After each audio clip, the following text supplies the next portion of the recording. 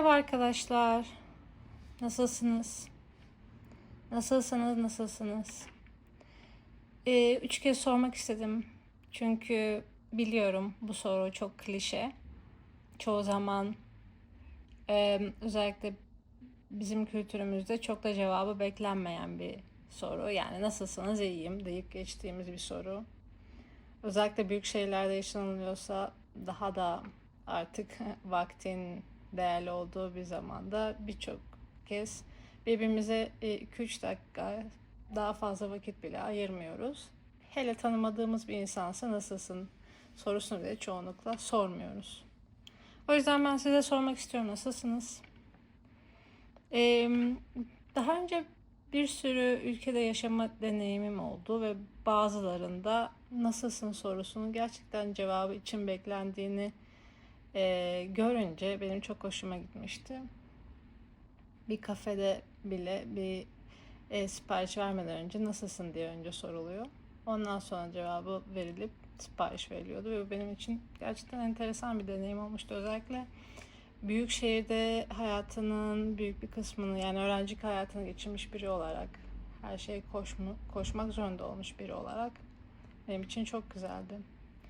Daha sonra çoğunlukla kötü hissetsem de iyiyim deme ihtiyacı hissetmiş. Yani bu şekilde kodlanmış biri olarak da benim için çok iyi gelmişti.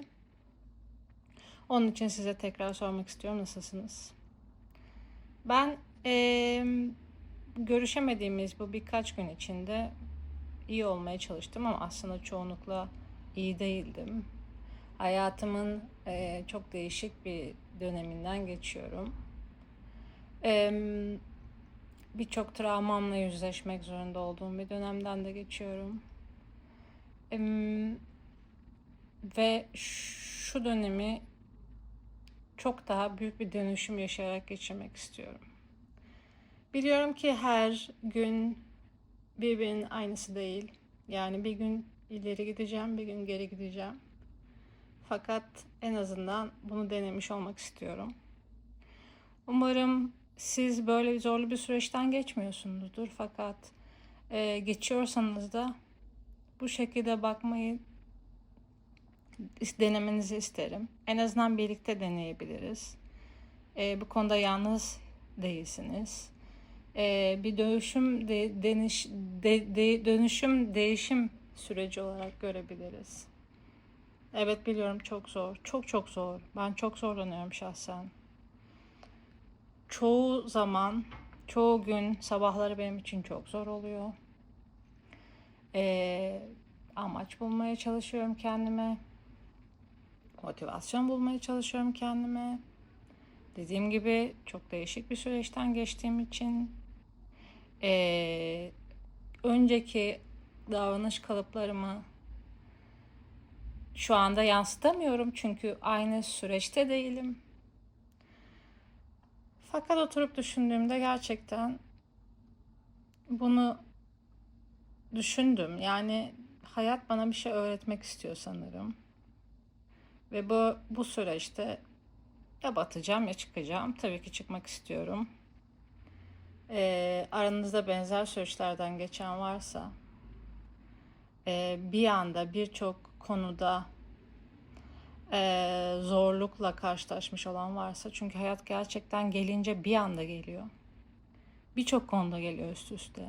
Maalesef.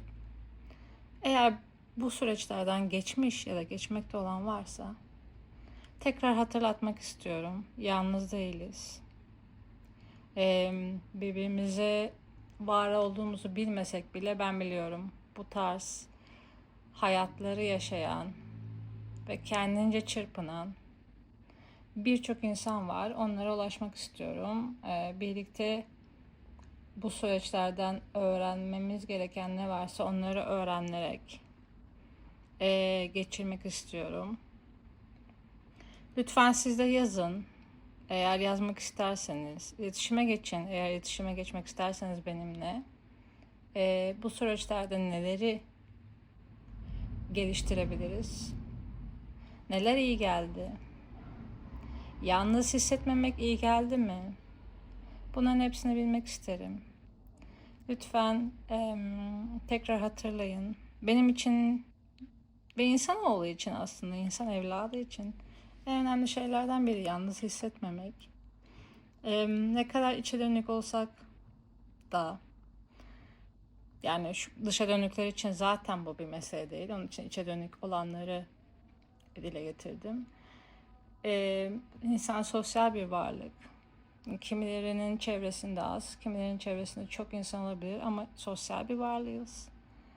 Ve insan desteğiyle bazı süreçlerden daha az yara alarak çıkabiliriz. Bunun için